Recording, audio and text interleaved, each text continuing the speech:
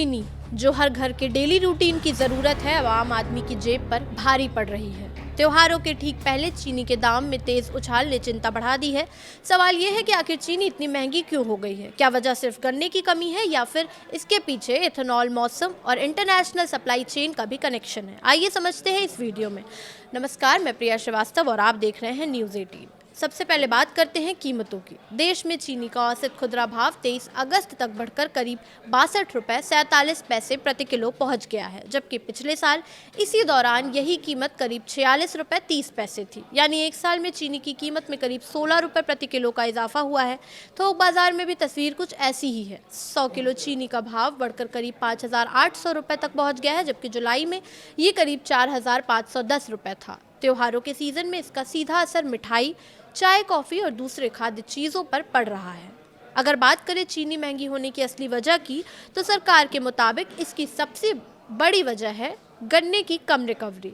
इस साल गन्ने का उत्पादन अच्छा होने के बावजूद उससे चीनी उतनी नहीं निकली जितनी उम्मीद थी। चीनी की रिकवरी रेट घटकर 8.91% रह गई है, जबकि पिछले साल ये करीब 9.7% थी।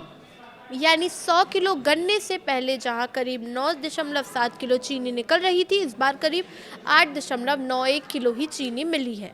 और इसके पीछे एक बड़ी वजह बताई जा रही है रेड रॉट बीमारी।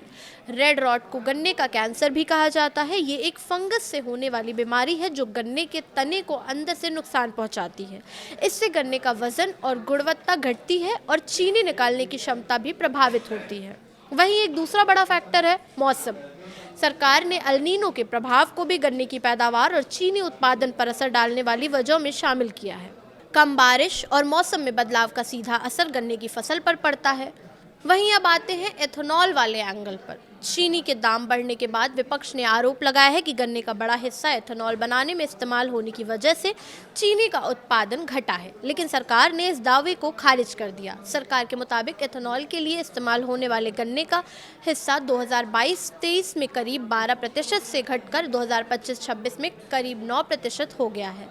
साथ ही देश में बनने वाले इथेनॉल का करीब 3/4 हिस्सा अनाज, खासकर मक्के से तैयार हो रहा है। यानी सरकार के मुताबिक मौजूदा चीनी संकट को सिर्फ इथेनॉल से जोड़ना सही नहीं है।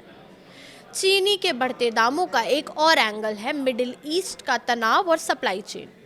ईरान और मिडिल ईस्ट में तनाव के चलते अगर तेल और ईंधन की कीमतों पर दबाव बढ़ता है तो इसका असर डीजल, खाद, ट्रांसपोर्ट और चीनी मिल की लागत पर भी पड़ता है। यानी चीनी की कीमत बढ़ने के पीछे घरेलू उत्पादन के साथ साथ लागत और सप्लाई चेन का असर भी जुड़ जाता है। इसी बीच सरकार ने इस संकट से निपटने के लिए कई अहम कदम उठाए हैं। सबसे बड़ा कदम है चीनी के निर्यात पर रोक। सरकार ने 30 सितंबर 2026 तक चीनी के निर्यात पर रोक लगाई है। दूसरा बड़ा फैसला है 10 लाख टन कच्ची चीनी का शुल्क मुक्त आयात। सरकार ने 31 अक्टूबर 2026 तक रॉ शुगर के आयात की अनुमति दी है ताकि घरेलू बाजार में सप्लाई बढ़ाई जा सके। इसके अलावा जमाखोरी पर लगाम लगाने के लिए स्टॉक लिमिट भी तय की गई है। डीलर के लिए अधिकतम स्टॉक सीमा 400 टन रखी गई है और स्टॉक मिलने के 30 दिन से ज़्यादा उसे रोक कर रखने पर भी पाबंदी लगाई गई है। कुल मिलाकर चीनी की कीमतों में मौजूदा उछाल के पीछे गन्ने की कम रिकवरी, रेड रॉट बीमारी, मौसम का असर, बढ़ती लागत और सप्लाई चेन की चुनौतियां जैसी कई कारण हैं। लेकिन सबसे बड़ा सवाल यही है कि त्योहारी सीजन में सरकार के इन कदमों से चीनी के दाम कब तक नीचे आते हैं और क्या आम आदमी की मिठास फिर से लौट पाएगी? फिलहाल इस वीडियो में इतना ही। ऐसे ही और वीडियोस के लिए देखते रहिए न्यूज़ 18।